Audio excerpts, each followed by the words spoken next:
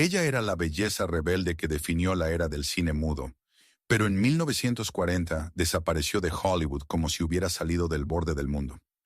América una vez adoró su característico corte de pelo bob y esos ojos oscuros y tristes. Pero pocos imaginaban que detrás del glamour vivía una mujer cargada de secretos y cicatrices que nunca se atrevió a revelar. Más de 30 años después, un historiador de cine descubrió accidentalmente a dónde había desaparecido, y lo que encontró lo dejó conmocionado hasta la médula. Fotos nunca antes vistas, cartas manuscritas frágiles y recuerdos enterrados durante mucho tiempo finalmente salen a la luz en este video. Mire hasta el final para descubrir las verdades que Hollywood pasó décadas tratando de ocultar. Ella nació el 14 de noviembre de 1906 en Cherryvale, Kansas, una tranquila ciudad del Medio Oeste en el corazón de Estados Unidos. Su padre, Leonard, era un abogado reservado que adoraba tanto los libros que pasaba noches enteras enterrado en la filosofía griega. Su madre, Mira, pianista de espíritu libre, creía que la música y el arte eran el único escape de la aburrida rutina de la vida. Rodeada por esta inusual mezcla de disciplina y creatividad, Louise se convirtió en una niña brillante y curiosa. Pero su mundo también contenía oscuridad. Con solo 9 años fue abusada sexualmente por un vecino llamado Sr. Flowers. La marcó para siempre. Ella nunca habló de eso, cargando el recuerdo como un moretón que nadie más podía ver. Años después, dijo que ese día dejó de creer en la gentileza, porque incluso los nombres más amables podían ocultar verdades terribles. Su madre, a pesar de sus suaves canciones, Debussy y Ravel vagando por la casa, tenía una voluntad fuerte y estaba decidida a criar una hija independiente. Cuando Louise cumplió 10 años, Mira reconoció su don natural para la danza y la empujó a perseguirla, creyendo que el escenario podría ayudarla a recuperar su confianza. A los 11 años, Louise subió al escenario de la ópera local por primera vez, con los ojos ardiendo de intensidad y sus movimientos suaves como la seda. La audiencia se quedó en silencio. Más tarde, la gente dijo que no solo bailaba, sino que contaba historias con su cuerpo. Se corrió la voz rápidamente por toda la región. A los 15 años dejó Kansas para ir a la ciudad de Nueva York, la tierra de luces brillantes, sueños enormes y desafíos implacables. Se unió a la compañía de danza moderna Dennis Shawn, una fuerza innovadora en la cultura estadounidense. Con Ted Shawn y Ruth St. Dennis, Louise se levantó rápidamente. Audaz, talentosa, imposible de ignorar. Pero la tensión siguió. St. Dennis desaprobaba la feroz independencia y la franca honestidad de Louise. Ella veía al recién llegado de Kansas como un advenedizo arrogante. El conflicto finalmente estalló. Durante el ensayo, frente a toda la compañía, St. Dennis la despidió sin explicación. La habitación quedó en silencio. Devastada pero intacta, Louise se marchó. Ella no se detuvo.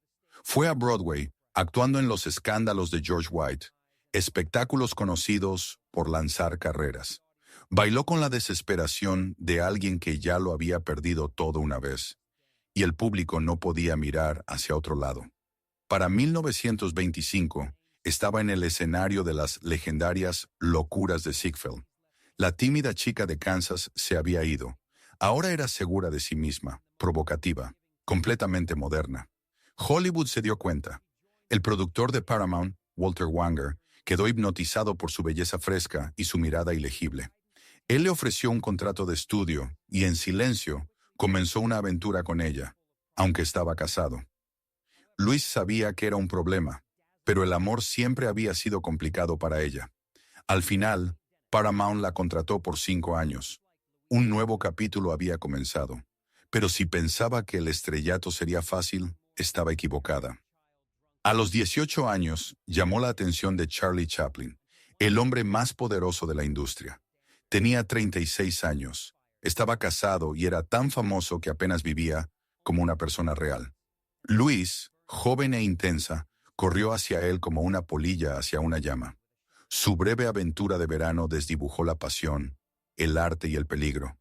Cuando él se fue, la herida se quedó con ella para siempre. Un recordatorio de cuán brutalmente Hollywood podía usar su poder. Unos años más tarde llegó el papel que definiría su imagen. Una niña en cada puerto.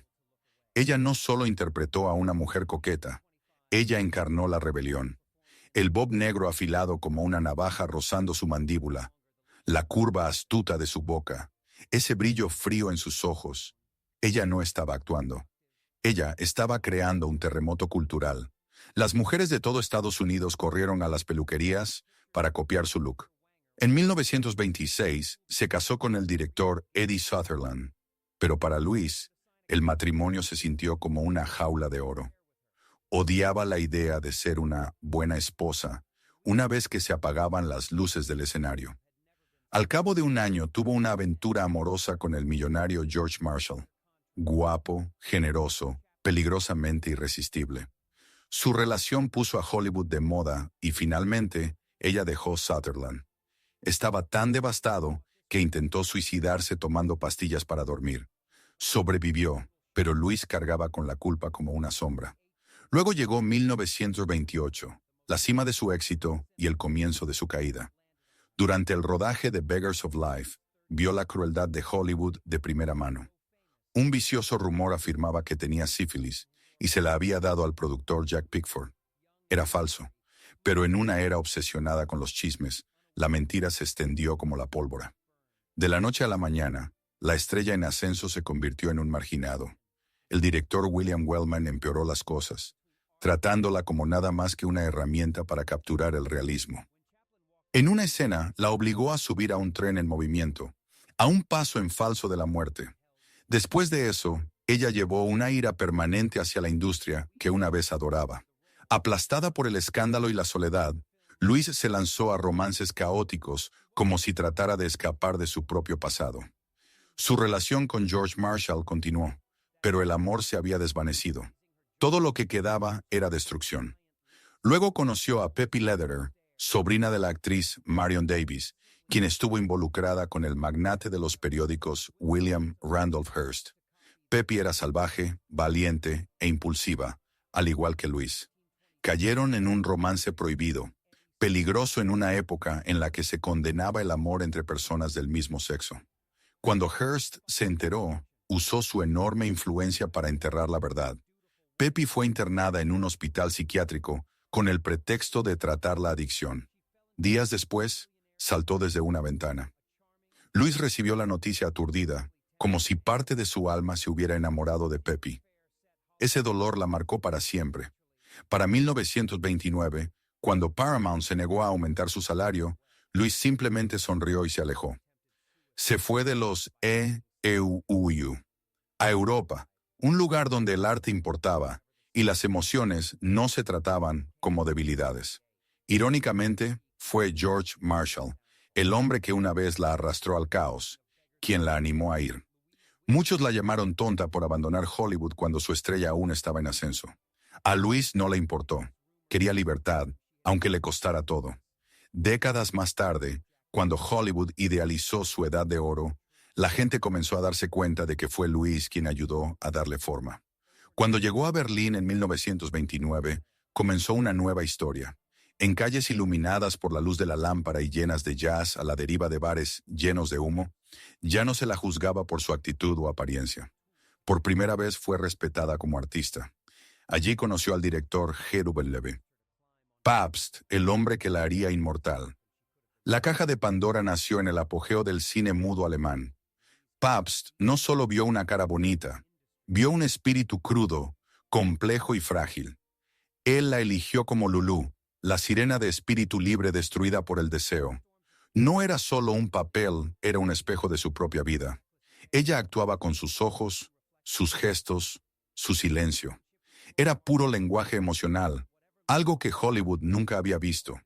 El público de la época no entendía completamente su estilo frío y naturalista. Pero la historia sí. Louise Brooks parecía viva en la pantalla. Después, Pabst la eligió para Diary of a Lost Girl. Esta vez, el sufrimiento del personaje fue aún más profundo. Para retratar a una joven aplastada por la sociedad, Louise tuvo que enfrentar el trauma que había enterrado desde la infancia. Cuando lloró ante la cámara, esas lágrimas no pertenecían al personaje, pertenecían a la propia Louise. Una vez dijo, ella no actúa, ella vive. Y lo decía en serio. Esas dos películas cimentaron su lugar en la historia del cine, pero su éxito europeo vino con su propio cansancio.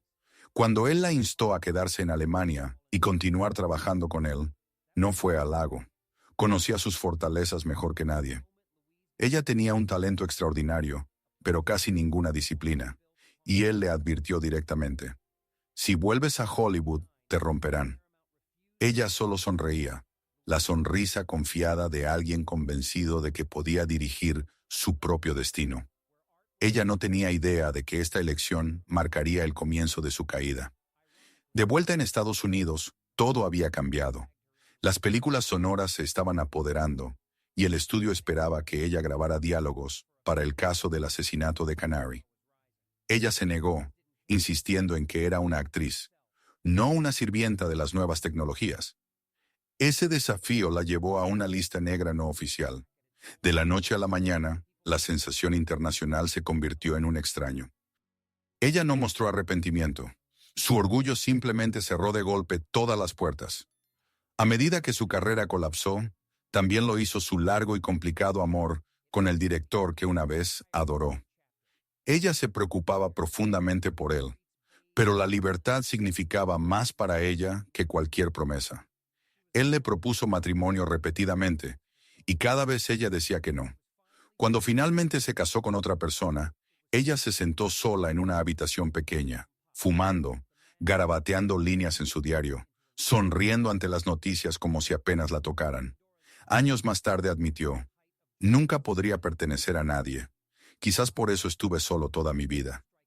Otra oportunidad apareció cuando un estudio le ofreció $5,500 a la semana, un salario de ensueño en ese momento. Pero ella se negó a audicionar para un western.